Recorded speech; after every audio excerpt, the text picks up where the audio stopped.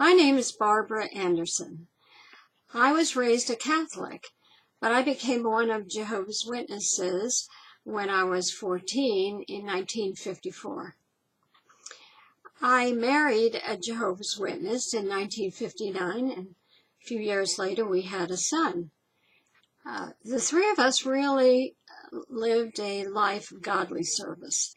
And in 1982, my husband and I were invited to the world headquarters of Jehovah's Witnesses. The name of their corporation is the Watchtower Bible and Tract Society of New York. We were there for approximately 11 years. The last 3 years that we were there, I was working actually as a researcher on their history book, Jehovah's Witnesses, Proclaimers of God's Kingdom. And then I wrote 7 articles for the Awake magazine. The conclusion of my stay was spent in doing research, extensive research about the issue, which was becoming a serious problem within the religion. It was child sexual abuse, and it was something that was going on throughout the entire world within the religion. I gathered evidence of this, and it was presented to the governing body of Jehovah's Witnesses a few weeks after I left headquarters, and that was in early 1993. After a number of years of endeavoring to help Jehovah's Witnesses put in place good child protection policies, at the end of 1997, I quietly left the religion because I believed that Jehovah's Witnesses leaders were culpable for covering up the crime of child sexual abuse, which was committed by Jehovah's Witnesses molesters. The leaders actually covered this up because they didn't report child abuse to the authorities.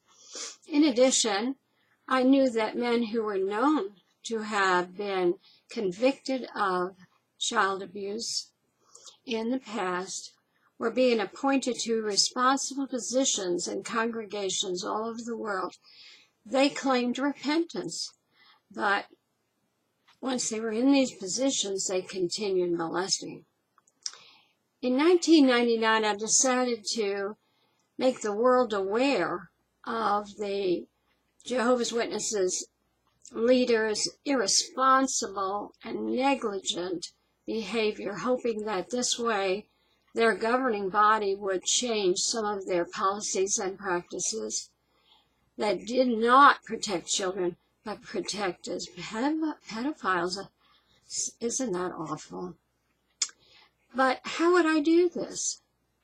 Well, I decided to break the 11th commandment, thou shalt not go public.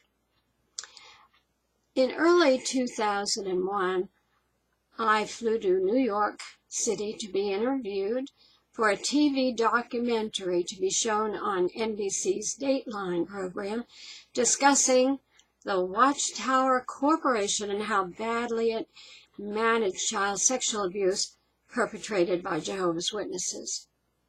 The broadcast aired May 28, 2002.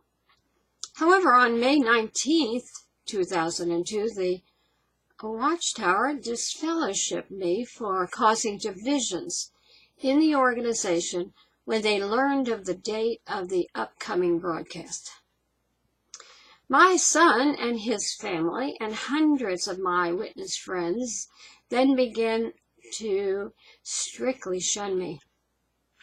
It was a cunning move by the Watchtower to actually excommunicate me before the Dateline program aired, because witnesses view disfellowship persons as being unrepentant sinners who lie about their former religion.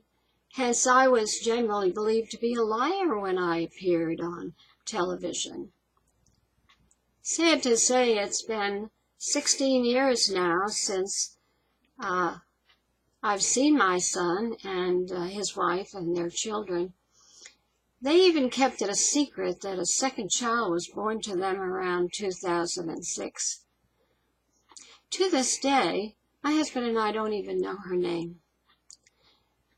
Oh, in addition, my husband, Joe, was subsequently excommunicated or disfellowshipped in July 2002 for defending me and expressing his personal view about how poorly the Watchtower handled child sexual abuse committed by witnesses. By the way, disfellowshipping and ostracism is used against any Jehovah's Witness that is critical or disassociates themselves from the religion, including child abuse victims who spoke out against how their cases were handled. So, not by any means are we alone to endure such harsh punishment. However, I've continued to give media interviews about my discoveries.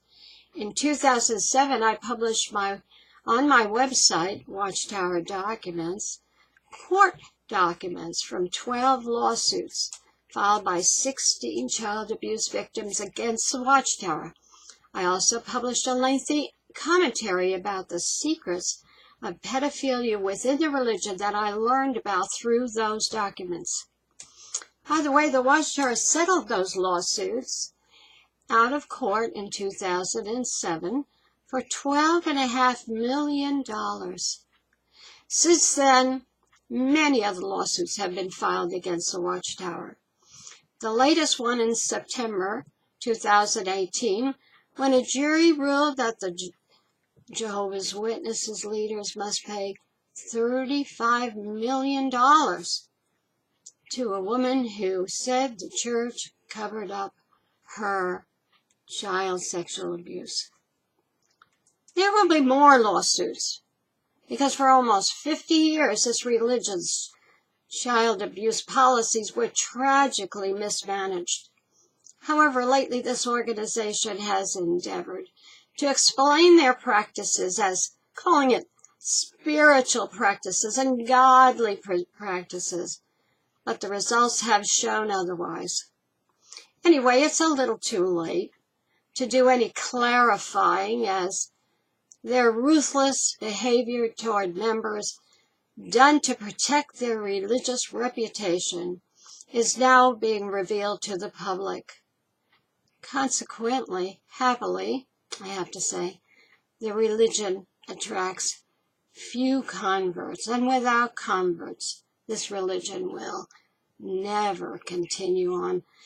And perhaps they are the worst enemy of themselves by not doing the right thing in behalf of their members. Thank you.